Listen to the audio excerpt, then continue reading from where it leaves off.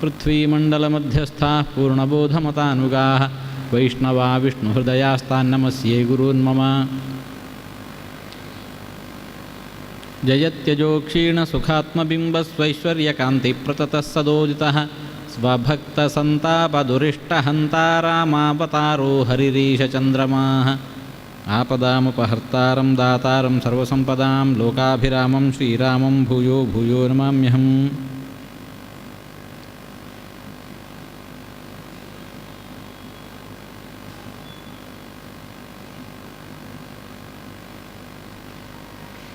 ದಶರಥನ ಮರಣದ ಬಳಿಕ ವಸಿಷ್ಠರು ಭರತನನ್ನು ಕರೆತರಿಸಿದ್ದಾರೆ. ಭರತನ ಮುಂದೆ ಕೌಸಲ್ಯಾದೇವಿ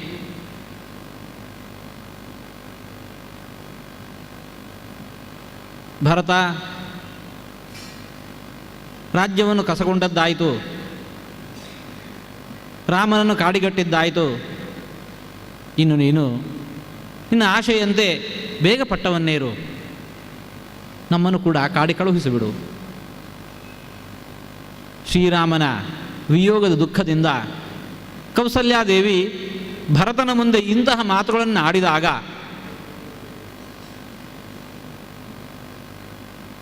ಭರತ ತುಂಬ ಕಸಿಬಿಸಿಗೊಂಡ. ತನ್ನ ಕುರಿತಾಗಿ ಕೌಸಲ್ಯಾದೇವಿ ತಪ್ಪು ತಿಳ್ಕೊಂಡಿದ್ದಾಳೆ. ಆ ಸ್ಥಾನದಲ್ಲಿರತಕ್ಕಂತಹ ಯಾರಾದರೂ ಹಾಗೆ ಭಾವಿಸೋದು ಸಹಜ.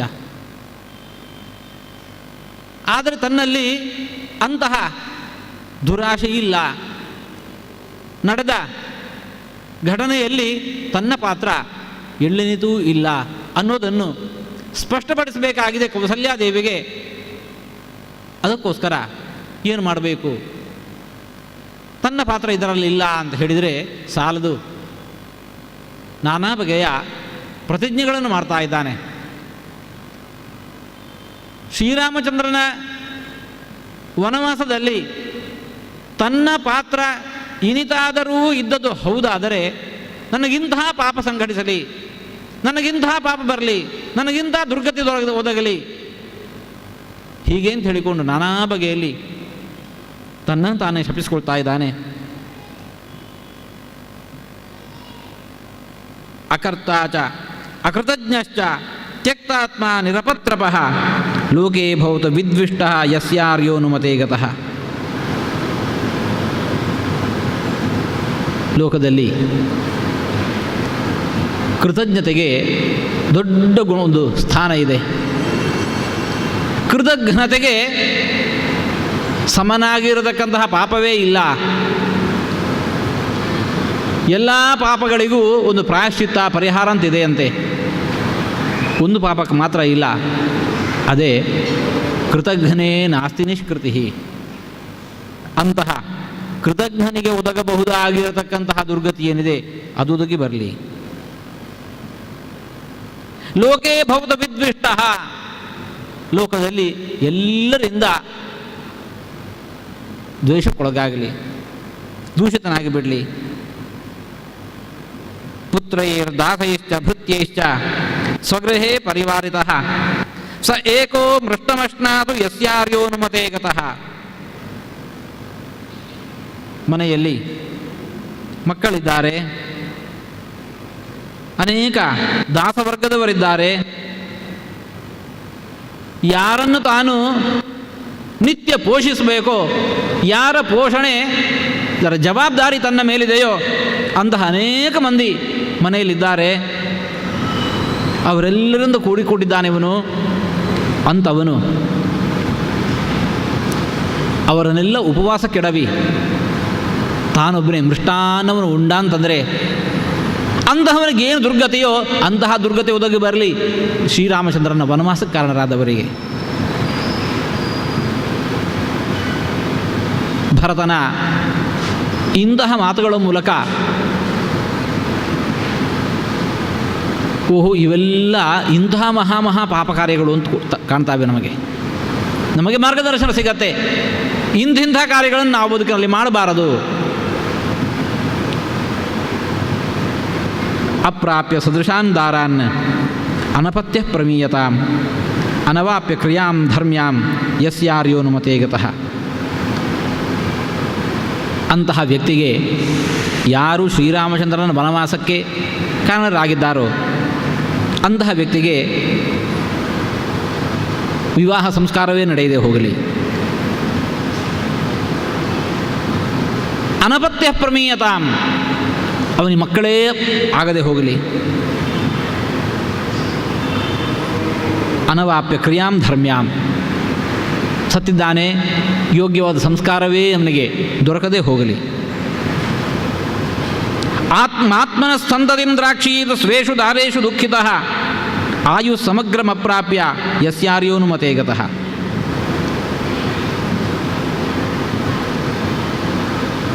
ಯೋಗ್ಯಳಾಗಿರತಕ್ಕಂತಹ ಮಡದಿಯನ್ನು ಪಡೆದೂ ಕೂಡ ಆತನಿಗೆ ಸತ್ಸಂತತಿ ದೊರಕದೇ ಹೋಗಲಿ. ಆಯುಷ್ಯ ಪರಿಪೂರ್ಣವಾಗುವ ಮುಂಚೆಯೇ ಅವನಿಗೆ ದುರ್ಮರಣ ಒದಗಿ ಬರಲಿ. ರಾಜ ಸ್ತ್ರೀ ಬಾಲ ವೃದ್ಧಾನಾಂ ವಧೆ ಯತ್ ಪಾಪಮುಚ್ಯತೆ ಭೃತ್ಯತ್ಯಾಗೇ ಚ ಯತ್ ಪಾಪಂ ತತ್ಪಾಪಂ ಪ್ರತಿಪದ್ಯತಾಂ. ರಾಜನನ್ನೇ ಸಂಹಾರ ಮಾಡಿಬಿಟ್ಟ, ಅಂತಹವನಿಗೇನು ಪಾಪವೋ? ಸ್ತ್ರೀವಧೆಯಿಂದ, ಬಾಲವಧೆಯಿಂದ, ವೃದ್ಧರ ವಧೆಯಿಂದ ಏನು ಪಾಪವೋ ಅಂತಹ ಪಾಪಗಳೆಲ್ಲ ಅವನಿಗೆ ಬಂದುಬಿಡಲಿ. ಯಾರನ್ನು ನಿತ್ಯ ತಾನು ಪಾಲಿಸಬೇಕಿತ್ತೋ ಪೋಷಿಸಬೇಕಿತ್ತೋ ಅಂತಹ ಭೃತ್ಯ ವರ್ಗವನ್ನು ಪರಿತ್ಯಾಗ ಮಾಡೋದರಿಂದಾಗಿ ಏನು ಪಾಪವೋ ಅಂತಹ ಪಾಪ ಸಂಘಟಿಸಲಿ.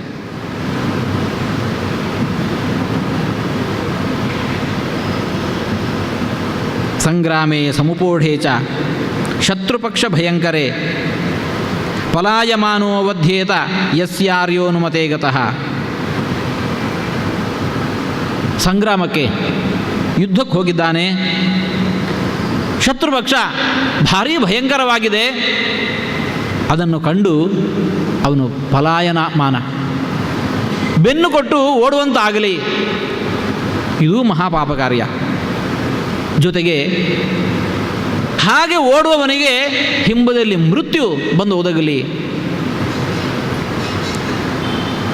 ರಣಾಂಗಣದಲ್ಲಿ ಕ್ಷತ್ರಿಯನಾದವನು ವೈರಿಗಳ ಏಟಿಗೆ ಮೃತನಾದ ಅಂತಂದರೆ ಅವನಿಗೆ ವೀರ ಸ್ವರ್ಗ ಪ್ರಾಪ್ತವಾಗತ್ತಂತೆ. ಅದೇ ಅಂತಹ ಒಬ್ಬ ಕ್ಷತ್ರಿಯನಿಗೆ ಹೀಗೆ ಯುದ್ಧದಲ್ಲಿ ಬೆನ್ನು ಕೊಟ್ಟು ಓಡಿ ಹೋಗುವಂತಹದ್ದು ಮಹಾಪಾಪ ಕಾರ್ಯ. ಹಾಗೆ ಓಡಿ ಹೋಗ್ತಾ ಇರುವವನಿಗೆ ಬರತಕ್ಕಂತಹ ಮರಣ ಏನಿದೆ ಅದು ಕಾಡು ಪ್ರಾಣಿಗಳಿಗೆ ಒದಗುವ ಮರಣದಂತೆ. ಅದರಿಂದ ಯಾವ ಪುಣ್ಯವೂ ಇಲ್ಲ. ಅಂತಹ ಮರಣ ಅವನಿಗೆ ಒದಗಿ ಬರಲಿ. ಕಪಾಲಪಾಣಿ ಪೃಥಿವೀ ಮಠದಾಂ ಚೀರಸಂವೃತಃ ಭಿಕ್ಷಮಾಣೋ ಯಥೋನ್ಮತ್ತೋ ಯಸ್ಯಾರ್ಯೋನುಮತೇ ಗತಃ. ಆ ವ್ಯಕ್ತಿಗೆ ಇಂತಹ ಪಾಪ ಸಂಘಟಿಸಲಿ. ಯಾರು ಶ್ರೀರಾಮಚಂದ್ರರ ವನವಾಸಕ್ಕೆ ಕಾರಣರಾಗಿದ್ದಾರೋ ಇಂತಹ ದುರ್ಗತಿ ಬರಲಿ. ಕಪಾಲಪಾಣಿ ಪೃಥಿವೀ ಮಠದಾಂ ಚೀರಸಂವೃತಃ ಭಿಕ್ಷಾಂ ಮಠಮಾನಃ. ಭಿಕ್ಷಮಾಣಃ, ಕಪಾಲವನ್ನು ಕೈಯಲ್ಲಿ ಹೊತ್ತುಕೊಂಡು ಊರು ತುಂಬ ಹೊಟ್ಟೆಪಾಡಿಗೋಸ್ಕರ ಮನೆ ಮನೆ ತಿರುಗಿ ಭಿಕ್ಷೆಯನ್ನು ಬೇಡುವಂತಹ ದೌರ್ಭಾಗ್ಯ ಅವನಿಗೆ ಒದಗಿ ಬರಲಿ. ಉನ್ಮತ್ತಃ, ಹುಚ್ಚನಂತೆ ಅಂಡಲೈವ ದೌರ್ಭಾಗ್ಯ ಅವನಿಗೆ ಒದಗಿ ಬರಲಿ. ಮದ್ಯಪ್ರಸಕ್ತೋ ಭವತು ಸ್ತ್ರೀಷು ಅಕ್ಷೇಷು ಚ ನಿತ್ಯಶಃ ಕಾಮ ಕ್ರೋಧಾಭಿಭೂತಶ್ಚ ಯಸ್ಯಾರ್ಯೋನುಮತೇ ಗತಃ. ಅಂತಹ ವ್ಯಕ್ತಿಗೆ ಬದುಕಿನಲ್ಲಿ ಮದ್ಯಪಾನದ ಆಸಕ್ತಿ ಬಂದು ಬಿಡಲಿ. ಮದ್ಯಪ್ರಸಕ್ತಃ ಭವತು, ಬಹುದೊಡ್ಡ ಪಾಪ ಕಾರ್ಯ. ಸ್ತ್ರೀಷು ಅಕ್ಷೇಷು ಚ ನಿತ್ಯಶಃ,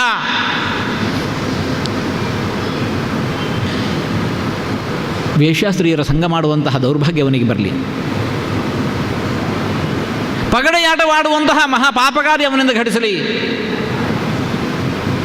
ಕಾಮ ಕ್ರೋಧ ಅಭಿಭೂತಶ್ಚ ತ್ರಿವಿಧಂ ನರಕಸ್ಯೇದಂ ದ್ವಾರಂ ನಾಶನಮಾತ್ಮನಃ. ಈ ಕಾಮ ಕ್ರೋಧಗಳು ಏನಿದ್ದಾವೆ ನರಕದ ಹೆಬ್ಬಾಗಿಲು. ಅಂತಹ ದುರ್ಗುಣಗಳಿಂದ ಅವನು ಪೀಡಿತನಾಗಿ ಬಿಡಲಿ. ಮಾಸ್ಯ ಧರ್ಮೇ ಮನೋಭೂಯಾದ್ ಅಧರ್ಮಂ ಸನಿಷೇವತಾಂ ಅಪಾತ್ರವರ್ಷೀ ಭವತು ಯಸ್ಯಾರ್ಯೋನುಮತೆ ಗತಃ. ಉಪನಿಷತ್ತು ಧರ್ಮಂ ಚರ ಹೇಳುತ್ತೆ, ಉಪದೇಶ ಕೊಡುತ್ತೆ. ಯಾಕೆ? ಧರ್ಮೋ ರಕ್ಷತಿ ರಕ್ಷಿತಃ. ಧರ್ಮದ ಆಚರಣೆಯಲ್ಲಿ ನಾವು ರತರಾಗಿದ್ದೆವು ಅಂತಂದರೆ ನಾವು ಆಚರಿಸಿದ ಧರ್ಮವೇ ನಮ್ಮನ್ನು ಬದುಕಿನಲ್ಲಿ ಕಾಪಾಡತ್ತೆ. ಇಂತಹ ವ್ಯಕ್ತಿಗೆ ಧರ್ಮದಲ್ಲಿ ಆಸಕ್ತಿಯೇ ಹೊರಟು ಹೋಗಲಿ. ಅಧರ್ಮಂ ಸನಿಷೇವತಾಂ, ಅಧಾರ್ಮಿಕ ವೃತ್ತಿಯಿಂದ ಬದುಕನ್ನು ಸಾಗಿಸುವಂತಹ ಯೋಗ ಅವನಿಗೆ ಬರಲಿ. ಅಪಾತ್ರವರ್ಷೀ ಭವತು, ಸತ್ಪಾತ್ರರಿಗೆ ದಾನ ಧರ್ಮ ಮಾಡಬೇಕಂತೆ. ಆದರೆ ಇವನು ಅಪಾತ್ರವರ್ಷೀ ಭವತು. ದಾಸರು ಒಂದು ಹಾಡಿನಲ್ಲಿ ಹೇಳ್ತಾರೆ, ಕಲಿಕಾಲದ ಗುಣ ಹೇಗಿರುತ್ತೆ, ದಾನಕ್ಕಿಲ್ಲ, ಧರ್ಮಕ್ಕಿಲ್ಲ, ಹೆಂಡಿರು ಮಕ್ಕಳಿಗಿಲ್ಲ, ಇದ್ದ ಸಂಪತ್ತು ಎಲ್ಲೋ ವೇಶ್ಯಾವಾಟಿಕೆಯಲ್ಲಿ ಹಾಳಾಗಿ ಹೋಗುತ್ತೆ. ಅಂತಹ ಮಹಾಪಾಪ ಅವನಿಂದ ಸಂಘಟಿಸಲಿ. ಪಾತ್ರರಲ್ಲಿ ವರ್ಷಣೆ ಮಾಡದೇ ಇರೋದು ಪಾಪ, ಅಪಾತ್ರರಿಗೆ ದಾನ ಮಾಡೋದು ಅದು ಇನ್ನೊಂದು ಪಾಪ. ಸಂಚಿತಾನ್ಯಸ್ಯ ವಿತ್ತಾನಿ ವಿವಿಧಾನಿ ಸಹಸ್ರಶಃ ದಸ್ಯುಭಿಃ ವಿಪ್ರಲುಪ್ಯಂತಾಂ ಯಸ್ಯಾರ್ಯೋನುಮತೆ ಗತಃ. ಭಾರೀ ಕಷ್ಟಪಟ್ಟು ಸಹಸ್ರ ಸಂಖ್ಯೆಯಲ್ಲಿ ಸಂಪತ್ತನ್ನು ಕ್ರೋಢೀಕರಿಸಿಕೊಂಡು ಇಟ್ಟುಕೊಂಡಿದ್ದಾನೆ. ಅವೆಲ್ಲವೂ ಕೂಡ ಕಳ್ಳರ ಪಾಲಾಗಿ ಹೋಗಲಿ. ಅದರಿಂದ ಏನು ದುಃಖ ಅವನಿಗೆ ಪ್ರಾಪ್ತವಾಗಬೇಕಾಯಿತು ಅಂತಹ ದುಃಖ ಅವನಿಗೆ ಪ್ರಾಪ್ತವಾಗಲಿ. ಉಭೇ ಸಂಧ್ಯೆ ಶಯಾನಸ್ಯ ಯತ್ಪಾಪಂ ಪರಿಕಲ್ಪ್ಯತೆ ತಚ್ಚ ಪಾಪಂ ಭವೇತ್ ತಸ್ಯ ಯಸ್ಯಾರ್ಯೋನುಮತೆ ಗತಃ. ಸಂಧ್ಯಾಕಾಲದಲ್ಲಿ ಇದು ಸಂಧ್ಯಾವಂದನೆಯನ್ನು ಮಾಡಬೇಕು. ಅದಕ್ಕೆ ವಿರುದ್ಧವಾಗಿ ಸಂಧ್ಯಾಕಾಲದಲ್ಲಿ ವ್ಯಕ್ತಿ ಮಲ್ಕೊಂಡಿದ್ದ ಅಂತಂದರೆ ಇದು ಮಹಾಪಾಪ ಕಾರ್ಯ. ಹಾಗೆ ಆ ವ್ಯಕ್ತಿಗೆ ಇಂಥ ಪಾಪ ಬರಲಿ. ಉಭೇ ಸಂಧ್ಯೆ ಶಯಾನಸ್ಯ, ಎರಡು ಸಂಧ್ಯಾಕಾಲದಲ್ಲಿ ಕೂಡ ಮಲಕೊಂಡಿರುವ ಆತನಿಗೆ ಯತ್ ಪಾಪಂ ಪರಿಕಲ್ಪತೆ, ಏನು ಪಾಪ ಇದೆಯೋ ಅಂತಹ ಪಾಪ ಬಂದು ಹೋಗಲಿ. ತಚ್ಚ ಪಾಪಂ ಭವೇತ್ ತಸ್ಯ ಯದಗ್ನಿದಾಯಕೇ ಪಾಪಂ ಯತ್ ಪಾಪಂ ಗುರುತಲ್ಪಗೆ ಮಿತ್ರದ್ರೋಹೇ ಚ ಯತ್ ಪಾಪಂ ತತ್ ಪಾಪಂ ಪ್ರತಿಪದ್ಯತಾಂ. ಮನೆಗೆ ಬೆಂಕಿ ಇಡೋದು,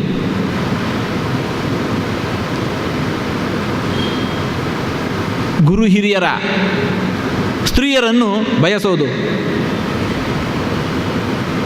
ಮಿತ್ರನಿಗೇನೇ ದ್ರೋಹ ಬಗೆಯೋದು, ಇವೆಲ್ಲದರಿಂದ ಯತ್ಪಾಪಂ ಏನು ಪಾಪ ಸಂಘಟಿಸಿತೋ ಅಂಥ ಪಾಪ ಒದಗಿ ಬರಲಿ. ದೇವತಾನಾಂ ಪಿತॄಣಾಂ ಚ ಮಾತಾ ಪಿತ್ರೋಸ್ತಥೈವ ಚ ಮಾಸ್ಮಕಾರ್ಷೀತ್ ಸಶುಶ್ರೂಷಾಂ ಯಸ್ಯಾರ್ಯೋನುಮತೆ ಗತಃ.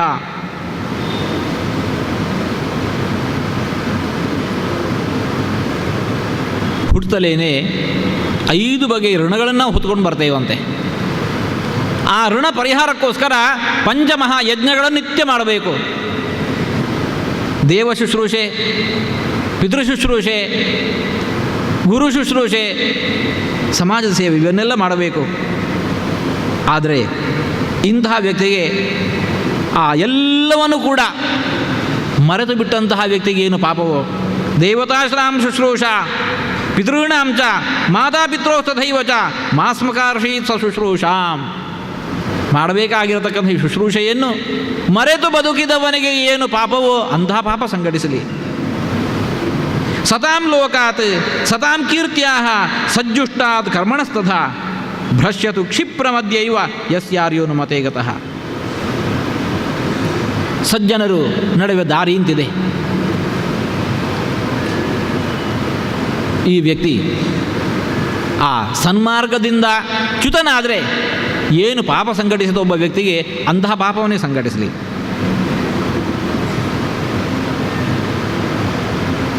ಶ್ರೇಯಸ್ಸು ದೊರಕಬೇಕು ಅಂತಿದ್ದರೆ ಸಜ್ಜನರ ಸಂಘದಲ್ಲಿರಬೇಕು. ಆ ವ್ಯಕ್ತಿಗೆ ಸಜ್ಜನರ ಸಂಘ ಬದುಕಿನಲ್ಲಿ ಒಮ್ಮೆಯೂ ಕೂಡ ದೊರಕದೇ ಹೋಗಲಿ. ಸಜ್ಜನರಿಗೆ ಏನು ಕೀರ್ತಿಯೋ ಆ ಕೀರ್ತಿ ಅವನಿಗೆ ಸಿಗದೇ ಹೋಗಲಿ. ಸಜ್ಜನರು ಮಾಡತಕ್ಕಂತಹ ಆಚಾರಗಳೇನಿದ್ದಾವೆ ಅದು ಅವನಿಂದ ನಡೆಯದೇ ಹೋಗಲಿ. ಭ್ರಶ್ಯತು ಕ್ಷಿಪ್ರ ಮಧ್ಯೆ ಇವತ್ತೇ ಅವನಿಗೆ ಇವೆಲ್ಲದರಿಂದ ಬಿಡುಗಡೆ ದೊರಕಲಿ. ಯಸ್ಯ ಆರ್ಯೋನುಮತೆಗತಃ, ಯಾರ ಪ್ರೇರಣೆಗೊಳಗಾಗಿ ಶ್ರೀರಾಮಚಂದ್ರ ವನವಾಸನ ಸೇರುವಂತಾಯಿತೋ ಇಂತಹ ಪಾಪಗಳ ಸಂಘಟಿಸಲಿ ಅಂತ ಹೇಳಿಕೊಂಡು ಇನ್ನೂ ಕೆಲವು ಮಾತುಗಳಿದ್ದಾವೆ. ಅವೇನು ಅನ್ನೋದನ್ನು ನಾಳೆ ದಿವಸದಲ್ಲಿ ನೋಡೋಣ. ಇಂತಹ ಮಾತುಗಳ ಮೂಲಕ ಬದುಕಿನಲ್ಲಿ ನಾವು ಎಂತಹ ರೀತಿಯಲ್ಲಿ ಬದುಕಬಾರದು, ನಮ್ಮ ಬದುಕಿನ ನಾವು ನಮ್ಮ ಆಚರಣೆ ಹೇಗಿರಬೇಕು ಹೇಗಿರಬಾರ್ದು ಅನ್ನೋದನ್ನು ಕೂಡ ಭರದ ನಮಗೆ ತೋರಿಸ್ತಾ ಇದ್ದಾನೆಂಬಲ್ಲಿಗೆ ಇವತ್ತಿನ ಪ್ರವಚನ ಮುಕ್ತಾಯಗೊಳಿಸ್ತಾ ಇದ್ದೇವೆ. ಕೃಷ್ಣಾರ್ಪಣಮಸ್ತು.